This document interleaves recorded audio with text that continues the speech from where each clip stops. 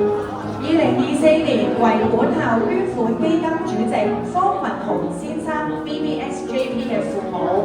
方潤華先生、方譚婉良女士嘅100歲嘅誕辰，善長方潤華先生、方譚婉良女士生前十分重視教育發展，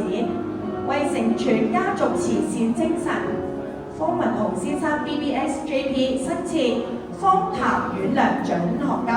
以鼓勵學生努力學習，成為良好公民，服務人群，貢獻社會。呢個獎學金為期3年，今年呢已經係第2年。1至4年班嘅同學喺全學年考獲全級第1名，同埋操行優良嘅同學就可以獲得呢一項嘅獎學金啦。好，咁我哋咧就係請陳校長為我哋頒發方譚婉良獎學金。2年班獲得呢個獎學金嘅同學就係全級第1名嘅2A 班黃子晴同學，佢係可以獲得